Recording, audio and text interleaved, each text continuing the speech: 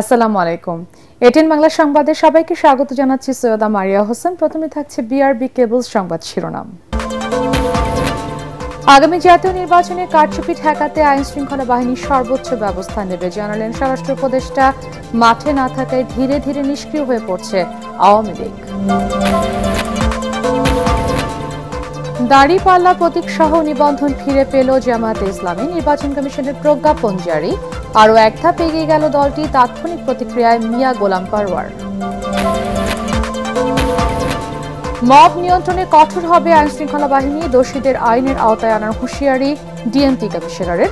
দলের কেউ জড়িত থাকলে সাংগঠনিক ব্যবস্থা বলছে বিএনপি। মার্কিন প্রেসিডেন্টের যুদ্ধবিরতির ঘোষণার পরও ইরান ইসরায়েলের পাল্টাপাল্টি হামলা। হতাশ ট্রাম্প। অস্ত্রবিরতির প্রস্তাব নতুন চাল মনে করছে তেহরান। এবং মানবতা বিরোধী অপরাধের মামলায় শেখ হাসিনার বিরুদ্ধে অভিযোগ গঠনের শুনানি 1 জুলাই। আগামী সপ্তাহে আশুলিয়ায় লাশ পোড়ানোর মামলার অভিযোগ দাখিল। শুনছিলেন বিআরবি কেবল সংবাদ শিরোনাম। এবারে বিস্তারিত। আগামী জাতীয় নির্বাচনে কারচুপি ঠেকাতে আইন শৃঙ্খলা বাহিনী সর্বোচ্চ ব্যবস্থা নেবে বলে জানিয়েছেন স্বরাষ্ট্র উপদেষ্টা জাহাঙ্গীর আলম চৌধুরী। এখন থেকে প্রস্তুতি শুরু হয়েছে বলে জানান তিনি। সচিবালয় আইন শৃঙ্খলা সংক্রান্ত উপদেষ্টা কমিটির বৈঠক শেষে তিনি আরও বলেন, নিষিদ্ধ থাকায় আওয়ামী লীগ আর সেভাবে কর্মসূচি পালন করতে পারছে না। ধীরে ধীরে তারা নিষ্ক্রিয় হয়ে যাচ্ছে। রিপোর্টে জানাচ্ছেন মাহবুব কবির চপল।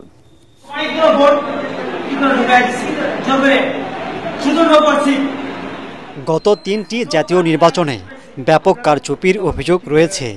দিনের ভোট রাতে কিংবা জোর করে ব্যালটে সিল দেওয়ার ঘটনা ঘটে। ভোট কেন্দ্রে আইনশৃঙ্খলা বাহিনী থাকলেও তারা ছিল অনেকটা দর্শকের ভূমিকায়। আগামী ফেব্রুয়ারিতে ত্রয়োদশ জাতীয় নির্বাচন হতে পারে। ওই নির্বাচন যাতে সব ক্ষেত্রে সুষ্ঠু হয় সেজন্য এখন থেকেই প্রস্তুতি চলছে বলে জানান স্বরাষ্ট্র উপদেষ্টা। নির্বাচনের ব্যাপারে আলোচনা হয়েছে যেন আইন শৃঙ্খলা পরিস্থিতিটা যেন ভালো থাকে। এই জন্যই কিভাবে আমাদের আইন শৃঙ্খলা পরিস্থিতি ভালো রাখা যায় এবং ভালো থাকে এই ব্যাপারে আলোচনা হয়েছে। এবং আমাদের এখানে মোটামুটি সব বাহিনী প্রধানরা একটা এনশিওর করছে যে ওই সময় পরিস্থিতি ভালো থাকবে। আরেকটা জিনিস, নির্বাচনে আইন শৃঙ্খলা পরিস্থিতি ভালো থাকাটা শুধু আইন শৃঙ্খলা বাহিনীর উপরে নির্ভর করে না, যারা পার্টিসিপেট করে তাদের উপরেও কিন্তু নির্ভর করে। Returning officer, pulling officer, presiding officer, এদেরও কিন্তু একটা বড় দায়িত্ব রয়েছে। আর সর্বোপরি হলো ইলেকশন কমিশন, যেহেতু পুরা নির্বাচনটা নির্ভর করে হলো ইলেকশন কমিশনের উপরে। তারাই লোক কিন্তু এই বাহিনীগুলি সেই সময় কিন্তু সবাই তার আন্ডারেই কাজ করে এবং ওনারা একটা ভালো নির্বাচন জাতিকে উপহার দেবে, এটি আমরা সবাই আশা করি। আওয়ামী লীগের কার্যক্রম নিষিদ্ধ থাকলেও বিভিন্ন স্থানে ঝটিকা মিছিল করছে দলটির নেতাকর্মীরা। এতে সমস্যা দেখছেন না স্বরাষ্ট্র উপদেষ্টা। উল্টো তিনি মনে করছেন তাদের অবস্থান দিন দিন দুর্বল হয়ে যাচ্ছে। গতকালকে ছিল কিন্তু আওয়ামী লীগের প্রতিষ্ঠা বার্ষিকী। আমরা যে ধরনের তাদের থেকে আশা করছিলাম অত বড় ধরনের কোনো ঘটনা ঘটে নাই। এরা ঢাকা শহরে ওরকম কোনো কিছু করতে পারে নাই, আর আশেপাশে ওরকম কিছু আজকাল ওই ভিডিও ফুটেজের মাধ্যমে ছোট জিনিস অনেক বড় করে দেখানো যায়, ওইগুলি হয়েছে। বড় কোনো কিছুই করতে পারে নাই, তারা আস্তে আস্তে কিন্তু একেবারে নিষ্ক্রিয় হয়ে যাচ্ছে। স্বরাষ্ট্র উপদেষ্টা জানান, সাবেক সিইসি নুরুল হুদাকে জুতা পেটাকারীকে আটক করা হয়েছে। অন্যদের ধরতেও অভিযান চলছে। এই ঘটনাটা কোনো অবস্থায় কিন্তু মেনে নেওয়া যায় না। আর এই ঘটনা যারা ঘটিয়েছে তাদের কিন্তু একজনের আপনারা জানেন অলরেডি আমরা আইনের আওতায় নিয়ে এসেছি, এবং অন্যান্য যদি কেউ এটার সাথে জড়িত থাকে আমরা অন্যান্য আরো তো অনেক জড়িত আছে, ফুটেজ দিয়ে আমরা সবাই আইনের আওতায় নিয়ে আসবো। তিনি দাবি করেন মব ভায়োলেন্স আগের চেয়ে কমেছে। মব ভায়োলেন্স বন্ধ করা যাচ্ছে না, কিন্তু মব ভায়োলেন্স কমায় আনা হয়েছে অনেক। মাহবুব কবির চপল, এটিএন বাংলা, ঢাকা। জামায়াতে ইসলামীকে দাড়িপাল্লার প্রতীক সহ নিবন্ধন দিয়ে প্রজ্ঞাপন জারি করেছে নির্বাচন কমিশন।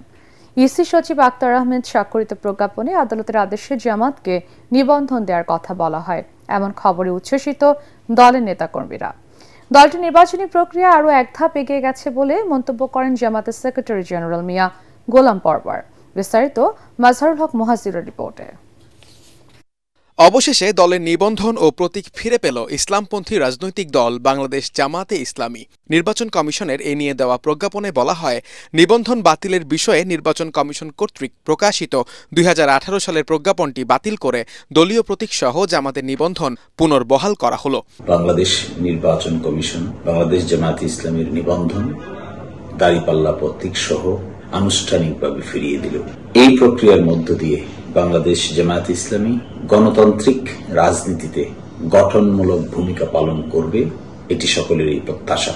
এমন খবরে উচ্ছ্বসিত দলের নেতাকর্মীরা। রাজধানীর মগবাজারে জামাতের কেন্দ্রীয় কার্যালয়ে তাৎক্ষণিক প্রতিক্রিয়া জানান দলের সেক্রেটারি জেনারেল মিয়া গোলাম পরোয়ার। বলেন, অতীতকে আর টানতে চায় না জামাত। দীর্ঘ আইনি লড়াইয়ে যারা পাশে ছিলেন সকলের প্রতি কৃতজ্ঞতা। যার করুণা, যার দয়া, যার ক্ষমার বিনিময়ে আমরা এটা পেয়েছি, গফুরুর রহিমের কাছে প্রাণ খুলে তৃপ্তির সঙ্গে আল্লাহর শুকরিয়া আদায় করছি, আলহামদুলিল্লাহ।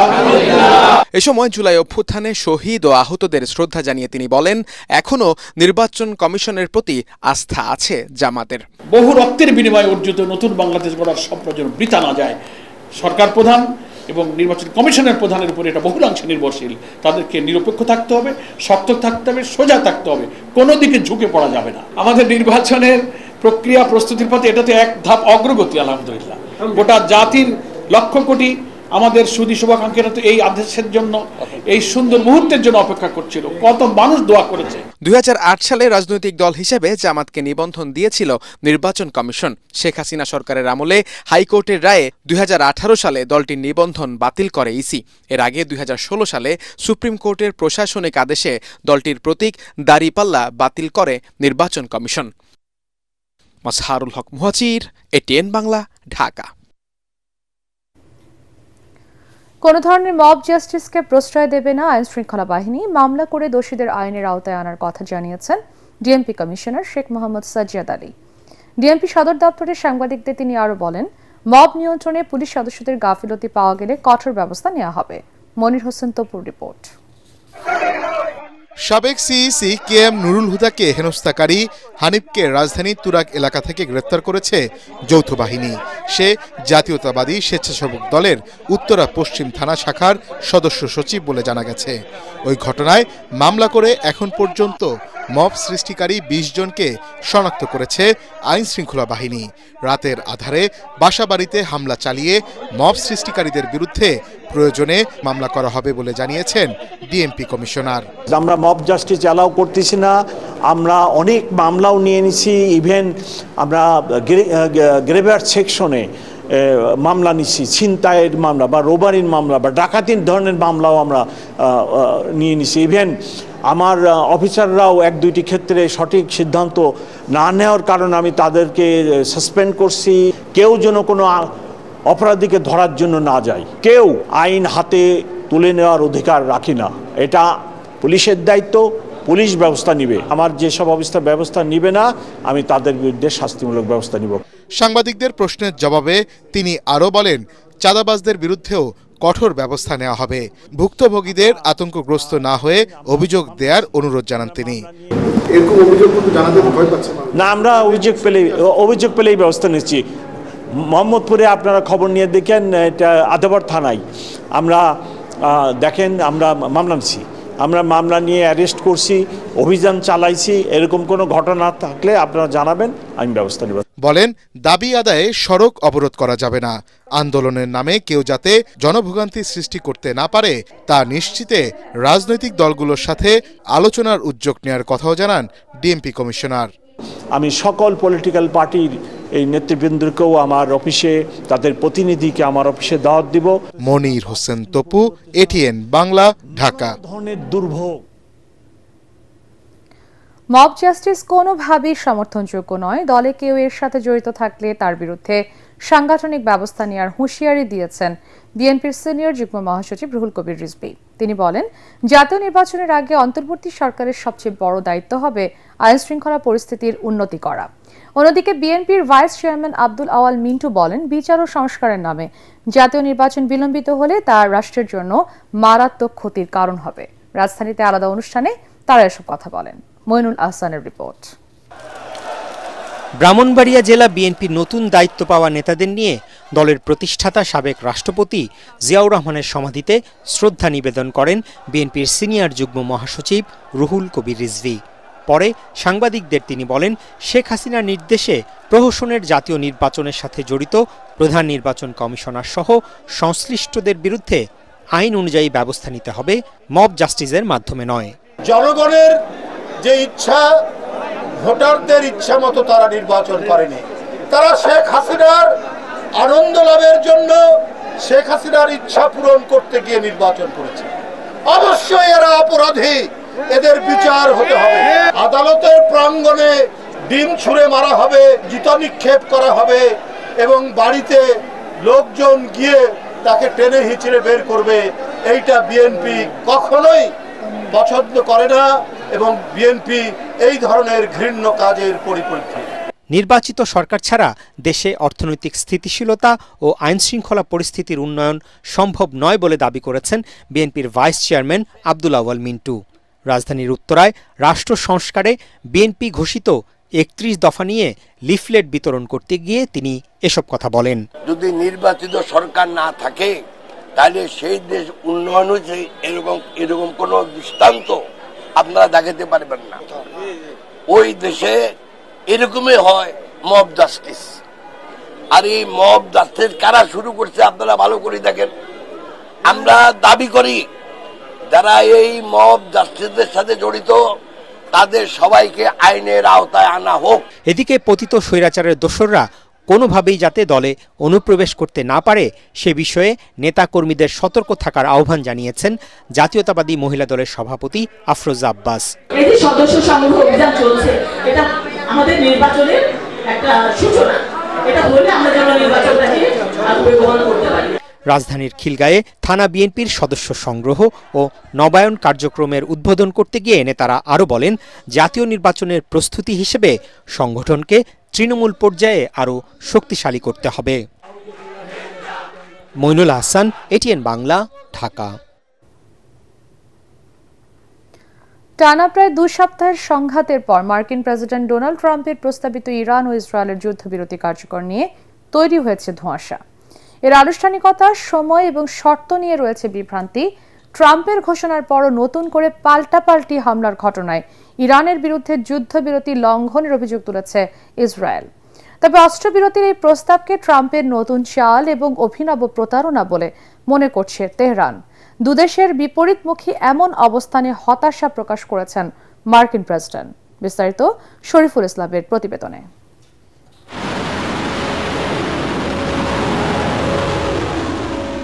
ইরানের 3টি পরমাণু স্থাপনায় মার্কিন হামলার পর এর প্রতিশোধ নিতে মধ্যপ্রাচ্যে যুক্তরাষ্ট্রের সামরিক ঘাঁটিতে হামলার হুমকি দিয়েছিল ইরান।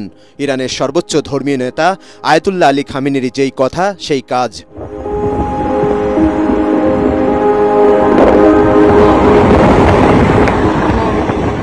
সোমবার রাতে একযোগে সিরিয়া, কাতার এবং ইরাকে মার্কিন ঘাঁটিতে হামলা চালায় ইরানের বিপ্লবী গার্ডের অ্যারোস্পেস ফোর্স। এরপরই নড়েচড়ে বসে আমেরিকা। কাতারের মধ্যস্থতায় ইরান ও ইসরায়েলের মধ্যে যুদ্ধবিরতির প্রস্তাব দেন মার্কিন প্রেসিডেন্ট ডোনাল্ড ট্রাম্প। টেলিফোনে কথা বলেন কাতারের প্রধানমন্ত্রী মোহাম্মদ বিন আব্দুল রহমান আল থানির সঙ্গে। ইসরায়েল যুদ্ধবিরতিতে সম্মত হয়েছে উল্লেখ করে ইরানকে রাজি করাতে কাতারের প্রধানমন্ত্রীর সহায়তা চান তিনি। পরে সামাজিক যোগাযোগ মাধ্যমে এক ঘোষণায় ট্রাম্প বলেন, ইসরায়েল ইরান উভয় পক্ষ সম্পূর্ণরূপে যুদ্ধবিরতিতে রাজি হয়েছে। Israel and Iran had agreed to a ceasefire to be phased in.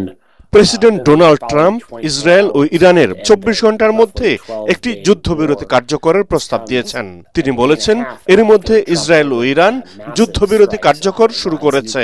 তবে ইরান ও ইসরায়েলের পক্ষে আনুষ্ঠানিক কোনো তথ্য জানানো হয়নি। যুদ্ধবিরতি কার্যকর হয়েছে দাবি করে ইসরায়েলের সামরিক বাহিনী উল্টো ইরানের বিরুদ্ধে তা লঙ্ঘনের অভিযোগ তুলেছে। এর পাল্টা জবাব দেওয়ার হুঁশিয়ারি দিয়েছে আইডিএফ। মঙ্গলবার সকাল থেকেই আমরা যুদ্ধবিরতি কার্যকর করেছি। আমাদের অপারেশন রাইজিং লায়নের উদ্দেশ্য সফল হয়েছে। তবে ইরান যুদ্ধবিরতি লঙ্ঘন করে ইসরায়েলে হামলা করেছে। ইরানের রাষ্ট্রীয় টেলিভিশন ইসরায়েল ইরান যুদ্ধবিরতিতে একমত হওয়ার খবর প্রকাশ করেছে। 1 ঘণ্টা আগে ট্রাম্প দাবি করেছেন, ইহুদিবাদী শাসনের বিরুদ্ধে আমাদের দেশের উপর চাপানো যুদ্ধের মধ্যে অস্ত্রবিরতি শুরু হয়েছে। তবে এ ব্যাপারে আনুষ্ঠানিক কোনো চুক্তি হয়নি। প্রেসিডেন্ট ডোনাল্ড ট্রাম্পের যুদ্ধবিরতির প্রস্তাব নতুন প্রতারণা এবং আরেকটি রাজনৈতিক কৌশল বলে দাবি করেছে ইরান। ইসরায়েল আগ্রাসন বন্ধ করলে ইরানও হামলা চালাবে না বলে জানিয়েছেন পররাষ্ট্রমন্ত্রী আব্বাস আরাঘসি। ইসরায়েল যদি তেহরানে আক্রমণ না করে তাহলে আমরাও কোনো জবাব দেব না।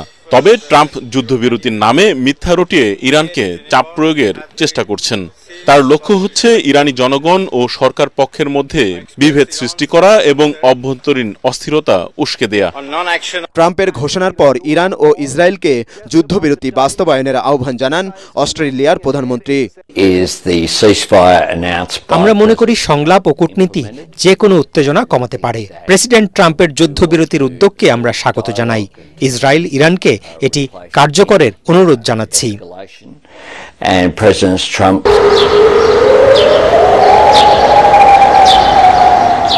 প্রেসিডেন্ট ডোনাল্ড ট্রাম্পের যুদ্ধবিরতির ঘোষণার পরও মঙ্গলবার ভোরে ইসরায়েল ইরানের ক্ষেপণাস্ত্র হামলায় মারা গেছেন ৩ জন। দক্ষিণ ইসরায়েলের বীরশেবা শহরে একটি আবাসিক ভবনে ইরানের ক্ষেপণাস্ত্র হামলায় ব্যাপক ক্ষয়ক্ষতি হয়। পাল্টা হামলা চালায় ইসরায়েলি বাহিনীও।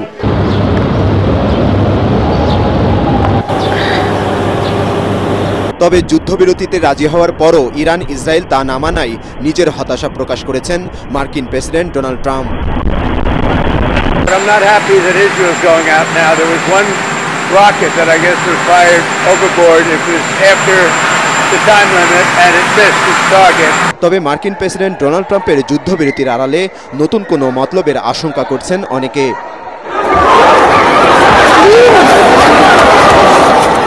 শরীফুল ইসলাম, এটিএন বাংলা। চীন বাংলাদেশে অবাধ ও সুষ্ঠু নির্বাচন প্রত্যাশা করে বলে জানিয়েছেন দেশটির পররাষ্ট্র ও আন্তর্জাতিক বিষয়ক মন্ত্রীরা। সফররত বিএনপি প্রতিনিধি দলের সাথে বৈঠকে এমন প্রত্যাশার কথা জানানো হয়।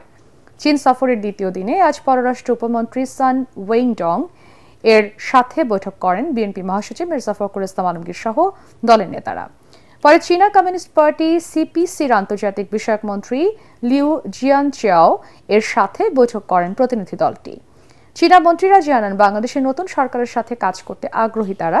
এ সময় বিএনপির পক্ষ থেকে বাংলাদেশের কৃষি শিল্প, গার্মেন্টস, স্বাস্থ্য, অবকাঠামোগত উন্নয়নে চীনের সহায়তা অব্যাহত রাখার অনুরোধ জানানো হয়। দুদেশের মধ্যে বাণিজ্য ঘাটতি দূর করা সহ আধুনিক প্রযুক্তি ও কর্মদক্ষতা বাড়াতে চীনের সহায়তা চান মির্জা ফখরুল। 5 দিনের সফরে গত রোববার চীন গেছে বিএনপির 9 সদস্যের প্রতিনিধি দলটি। ক্ষমতাচ্যুত প্রধানমন্ত্রী শেখ হাসিনার অনুপস্থিতিতেই আইনজীবী নিয়োগ দিয়ে বিচার শুরুর নির্দেশ দিয়েছে আন্তর্জাতিক অপরাধ ট্রাইব্যুনাল। আদালতের খরচে শেখ হাসিনা সহ পলাতক 2 জনের পক্ষে স্টেট ডিফেন্স কাউন্সিল নিয়োগের পর 1 জুলাই আলোচিত এই মামলার অভিযোগ গঠনের শুনানি শুরু হবে। বিচারপতি গোলাম মর্তুজা মজুমদারের নেতৃত্বে 3 সদস্যের ট্রাইব্যুনাল এই আদেশ দেন। এদিন আশুলিয়ায় 6 জনকে হত্যার পর মরদেহ পোড়ানোর মামলায় আনুষ্ঠানিক অভিযোগ দাখিলের জন্য 2 জুলাই দিন ঠিক করেন আদালত। রিপোর্টে বিস্তারিত জানাচ্ছেন হুমায়ুন চিস্তি। জুলাই আগস্টে সারা দেশে সংঘটিত মানবতাবিরোধী অপরাধের প্রধান আসামি হিসেবে সাবেক প্রধানমন্ত্রী শেখ হাসিনার বিরুদ্ধে গত 1 জুন আন্তর্জাতিক অপরাধ ট্রাইব্যুনালে আনুষ্ঠানিক অভিযোগ জমা দেয় প্রসিকিউশন। মামলায় আসামি করা হয় সাবেক স্বরাষ্ট্রমন্ত্রী আসাদুজ্জামান খান কামাল এবং সাবেক আইজিপি চৌধুরী আব্দুল্লাল মামুনকেও।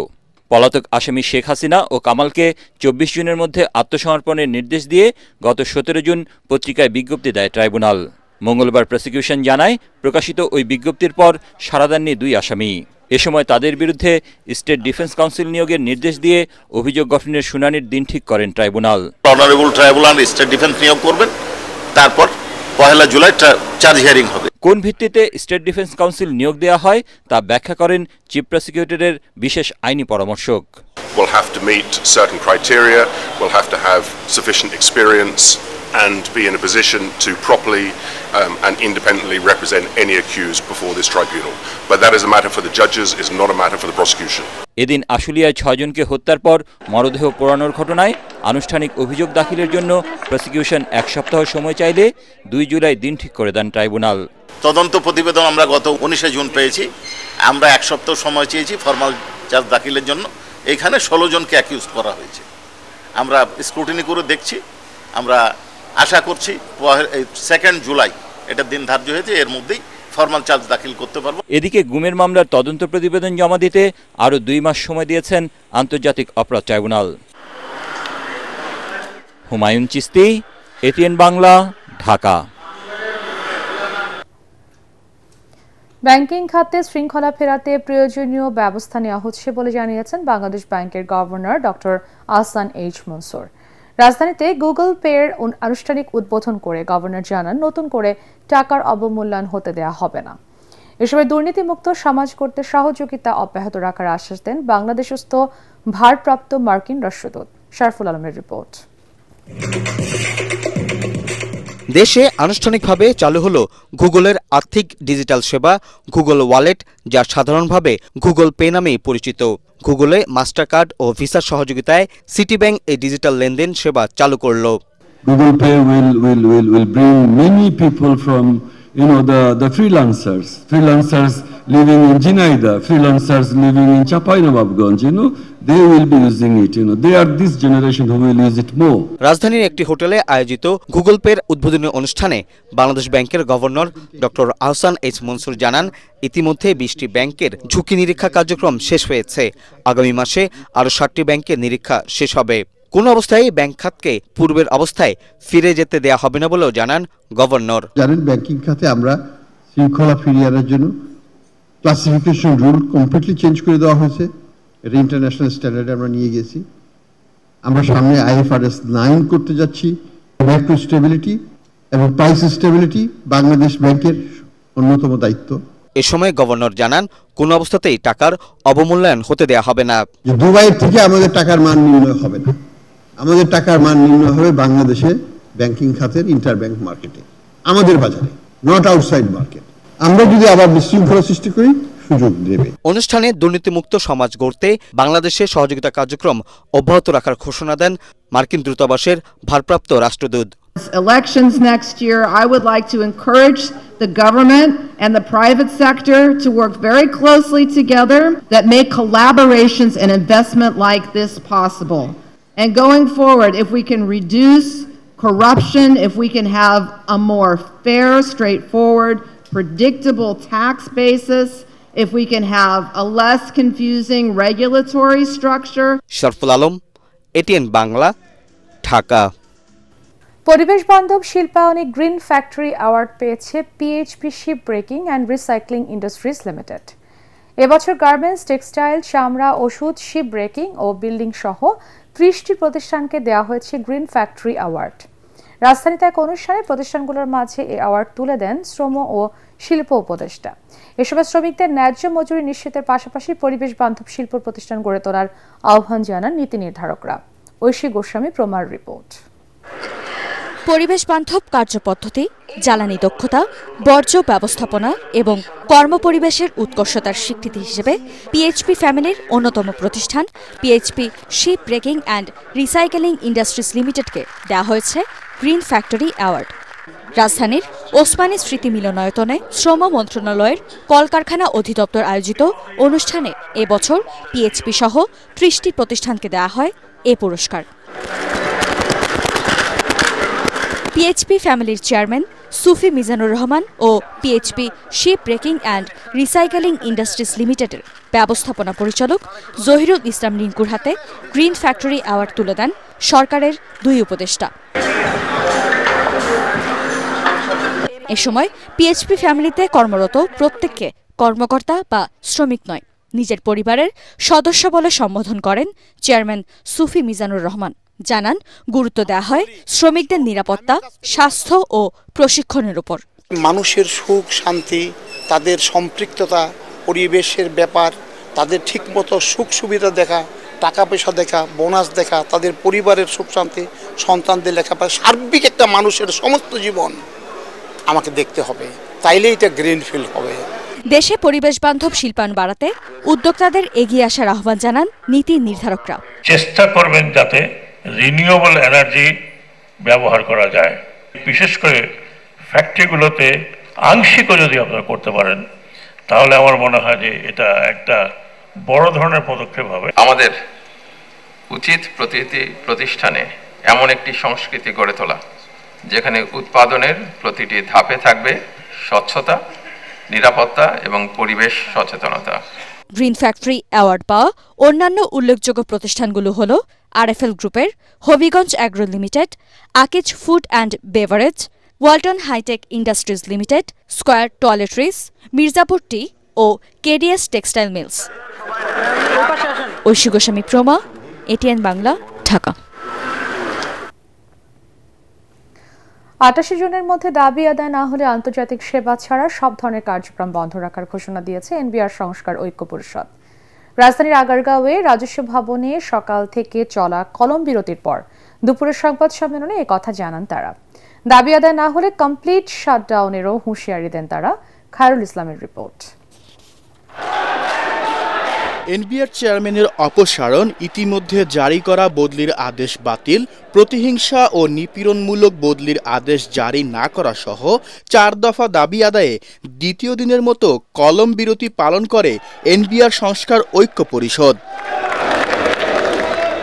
এনবিআর অফিসের সামনে সংবাদ সম্মেলনে 6 রাজস্ব কর্মকর্তার বদলির আদেশে ক্ষোভ প্রকাশ করেন আন্দোলনকারীরা।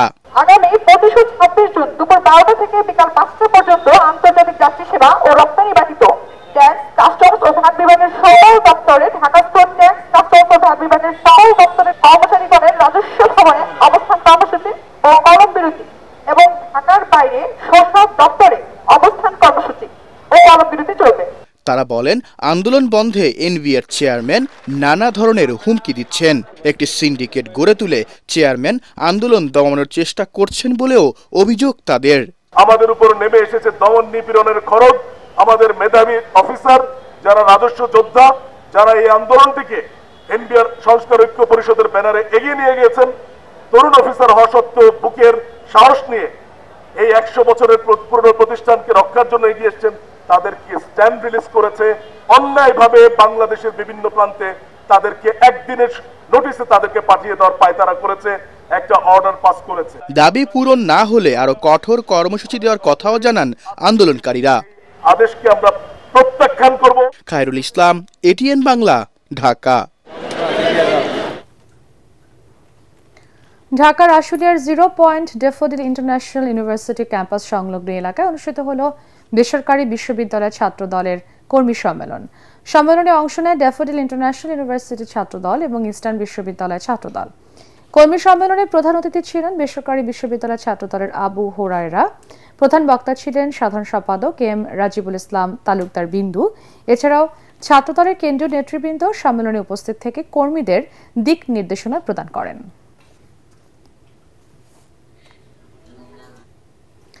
আল আরাফা ইসলামী ব্যাংক অর্থ সংবাদ।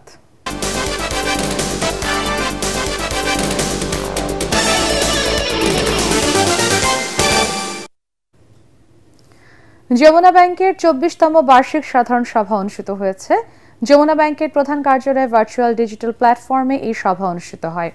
সভায় 2024 সালের জন্য 17.50% নগদ এবং 6.50% স্টক ডিভিডেন্ড অনুমোদন করা হয়। এছাড়াও 31 ডিসেম্বর 2024 সমাপ্ত বছরে ব্যাংকের নিরীক্ষিত বার্ষিক আর্থিক বিবরণী সভায় উত্থাপন করা হয় এবং শেয়ার হোল্ডারগণ ব্যাংকের কার্যক্রমের ওপর তাদের মতামত ব্যক্ত করেন এবং নানাবিধ বিষয় প্রস্তাবনা তুলে ধরেন। সভায় সভাপতিত্ব করেন ব্যাংকের পরিচালনা পর্ষদের চেয়ারম্যান রবিন রাজন শাখাওয়াত। সভায় ব্যাংকের পরিচালক, স্বতন্ত্র পরিচালক, ব্যবস্থাপনা পরিচালক এবং সিইও মির্জা ইলিয়াস উদ্দিন আহমদ, কোম্পানির সেক্রেটারি এবং শেয়ার হোল্ডাররা উপস্থিত ছিলেন। বিমানে ঢাকা থেকে সরাসরি জাপানের ফ্লাইট বন্ধের সিদ্ধান্তের প্রতিবাদে মানববন্ধন করেছে জাপান প্রবাসী বাংলাদেশিরা। শাহজালাল বিমানবন্দরের কাছে বিমান বাংলাদেশের প্রধান কার্যালয়ের সামনে মানববন্ধনে জাপান প্রবাসী বাংলাদেশিরা অংশ নিয়ে বলেন, লোকসানের অজুহাত দেখিয়ে 1 জুলাই থেকে ঢাকা টু নারিতা ফ্লাইট বন্ধের সিদ্ধান্ত গ্রহণযোগ্য নয়। কিছু কর্মকর্তার দুর্নীতির কারণে পতিত স্বৈরাচার আওয়ামী লীগ সরকার এমন সিদ্ধান্ত নিয়েছিল দাবি করে তা থেকে সরে আসতে প্রধান উপদেষ্টা ডক্টর ইউনূসের প্রতি আহ্বান জানানো হয়।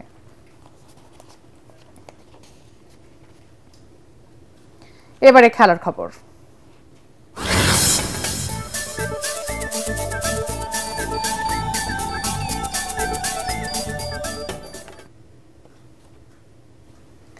কলম্বো টেস্টে আবারও জয়ের ধারায় ফিরতে চায় বাংলাদেশ। অন্যদিকে টাইগারদের হারিয়ে ওয়ার্ল্ড টেস্ট চ্যাম্পিয়নশিপের পয়েন্ট তালিকায় এগিয়ে থাকার লড়াই শ্রীলঙ্কার। এদিকে ঘরের মাঠে বাংলাদেশকে হারিয়ে সিরিজ জিততে মরিয়া স্বাগতিক শ্রীলঙ্কাও। কলম্বোর সিংহলিজ স্টেডিয়ামে বুধবার সকাল 10:30টায় শুরু হবে ম্যাচটি। পরাগারমানের রিপোর্ট। গত বছরের আগস্টে পাকিস্তানের বিপক্ষে সবশেষ টেস্ট জিতেছিল বাংলাদেশ। এরপরে খেলা 4টি সিরিজে জয় পায়নি টাইগাররা। ভারত ও দক্ষিণ আফ্রিকার বিপক্ষে সিরিজ হারের পর ড্র করেছে ওয়েস্ট ইন্ডিজ ও জিম্বাবুয়ের সঙ্গে। তবে শ্রীলঙ্কার বিপক্ষে সিরিজ জিততে চায় বাংলাদেশ। গল টেস্ট ড্র হলেও বহুদিন পর ছন্দে ফিরেছেন সিনিয়র ক্রিকেটাররা। প্রথম ইনিংসে মুশফিকের সেঞ্চুরি, অধিনায়ক নাজমুল হোসেনের ব্যাক টু ব্যাক সেঞ্চুরি দলকে উদ্বুদ্ধ করেছে। অসুস্থতা শেষে কলম্বো টেস্টে মিরাজ ফেরায় দলের শক্তি বেড়েছে বলে আশাবাদী টাইগারদের প্রধান কোচ ফিল সিমন্স। সে এখন বিশ্বের দ্বিতীয় সেরা অলরাউন্ডার। তার উপস্থিতি ব্যাটে বলে দলের শক্তি বাড়াবে। মিরাজের যে কাজ তা তো তাকে করতেই হবে, তবে অন্যদেরও দায়িত্ব নিয়ে খেলতে হবে। এদিকে সিরিজটি বিশ্ব টেস্ট চ্যাম্পিয়নশিপের অংশ হওয়ায় শেষ ম্যাচটি শ্রীলঙ্কার কাছেও বেশ গুরুত্বপূর্ণ। তবে সাফল্য পেতে প্রথম ইনিংসে এগিয়ে থাকাও জরুরি বলে মনে করেন লঙ্কান অধিনায়ক ধনঞ্জয় ডিসিলভা। প্রথম ইনিংসে রান করাটা খুব গুরুত্বপূর্ণ। আপনি যদি প্রথম ইনিংসে বেশি রান করতে পারেন তবে প্রতিপক্ষের ওপর চাপ সৃষ্টি করা যাবে এবং 20 উইকেট নিয়ে ম্যাচ জেতা সম্ভব। ঘরের মাঠের সুবিধা কাজে লাগিয়ে বাংলাদেশকে হারিয়ে পয়েন্ট তালিকায় এগিয়ে থাকার লক্ষ্য লঙ্কান সিংহদের। পরাগারমান, এটিএন বাংলা। খেলাধুলা ও শরীর চর্চাকে সারা দেশে ছড়িয়ে দিতে প্রয়োজনীয় পদক্ষেপ নেওয়া হবে বলে জানিয়েছেন বাংলাদেশ অলিম্পিক অ্যাসোসিয়েশনের সভাপতি সেনাবাহিনীর প্রধান জেনারেল ওয়াকারুজ্জামান। সকালে রাজধানীর গুলিস্তানে জাতীয় স্টেডিয়ামে অলিম্পিক ডে রানের সমাপনী অনুষ্ঠানে একথা বলেন তিনি। ঢাকা শহরে অট্টালিকার ভিড়ে খেলার মাঠ হারিয়ে যাওয়ায় আক্ষেপ প্রকাশ করে সেনাপ্রধান বলেন, খেলাধুলা ও শরীরচর্চা করতে না পারলে নানা ধরনের রোগ শরীরে বাসা বাঁধার সুযোগ পায়। এর আগে শিশু একাডেমিতে অলিম্পিক ডে রানের উদ্বোধন করেন জেনারেল ওয়াকারুজ্জামান। পরে শোভাযাত্রাটি শিক্ষা ভবন 0 পয়েন্ট হয়ে জাতীয় স্টেডিয়ামে পৌঁছায়। সেখানে বিশ্ব অলিম্পিয়াডে অংশগ্রহণকারীদের হাতে সনদ তুলে দেন সেনাপ্রধান। পরে ঢাকা সেনানিবাসের আর্মি মাল্টিপারপাস কমপ্লেক্সে বাংলাদেশ অলিম্পিক অ্যাসোসিয়েশনের একটি সভায় সভাপতিত্ব করেন সেনাপ্রধান।